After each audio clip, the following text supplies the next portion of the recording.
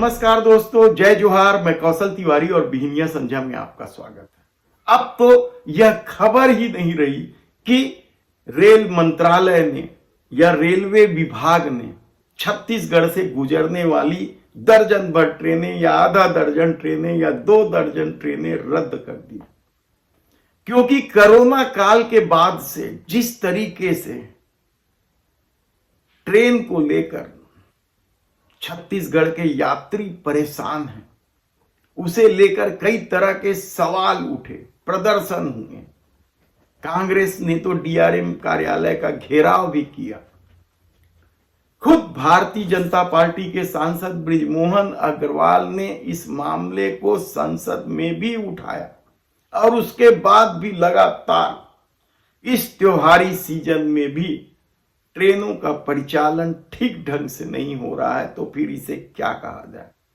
यात्री परेशान है और समय पर ट्रेन नहीं होने के कारण वे निजी वाहनों से सफर को मजबूर है, जिसकी वजह से उनका बजट भी बिगड़ रहा है। लेकिन इन सब बातों से शायद न तो भारतीय जनता पार्टी के नेताओं को ही परवाह है और न ही केंद्र में बैठी मोदी सरकार को ही परवाह है। लेकिन आज हम बात कर रहे हैं उस मामले का जो हैरान कर देने वाला, प्रधानमंत्री नरेंद्र मोदी की महत्वाकांक्षी योजना का, पूरे देश में वंदे भारत हर हाल में चलाने के इस योजना को लेकर अब छत्तीसगढ़ में जो ट्रेनें चल रही हैं, 2 ट्रेनें चल रही हैं, एक दुर्ग विशाखापट्टनम, दूसरा बिलासपुर नागपुर।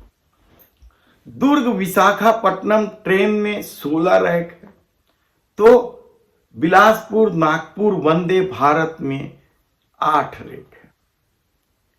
अब जो चर्चा शुरू हुई है इसके टिकट को लेकर, इसके महंगे टिकट को लेकर, तो लोग चर्चा कर ही रहे हैं और कहा जा रहा है कि बिलासपुर से नागपुर के बीच चलने वाले वंदे भारत की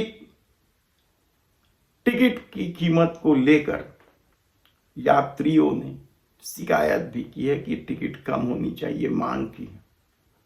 और यह ट्रेनें ठीक ठाक चल रही है, फायदे में नहीं है लेकिन ठीक ठाक चल रही है।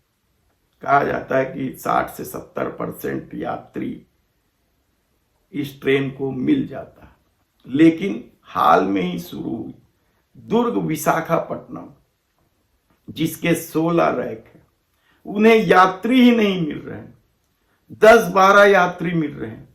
और चर्चा तो इस बात की है कि यात्री नहीं मिलने की वजह से और महंगे किराया होने की वजह से यह ट्रेनें कभी भी बंद की जा सकती है। हालांकि चर्चा इस बात की भी है कि ट्रेनें बंद करने से पहले एक प्रयोग यह भी हो सकता है कि रैक की संख्या कम कर दें। टिकट तो घटाने से रही मोदी सरकार, क्योंकि अब तक के जो उनके रवैये रहे हैं उससे उन्हें इस बात का कोई फर्क नहीं पड़ता कि लोग महंगाई में जिए, किस तरीके से जीवन चलाएं। क्योंकि जिन दिनों क्रूड ऑयल की कीमत भी कम हुई, तब भी पेट्रोल डीजल की कीमत कम नहीं हुई। और ऊपर से महंगाई पर सवाल करने वालों को ही देशद्रोही बताने का खेल कई हिंदूवादी संगठन करने लगे थे। ऐसे में देखना है कि अब दुर्ग विशाखापट्टनम को लेकर रेल मंत्रालय क्या फैसले लेता है।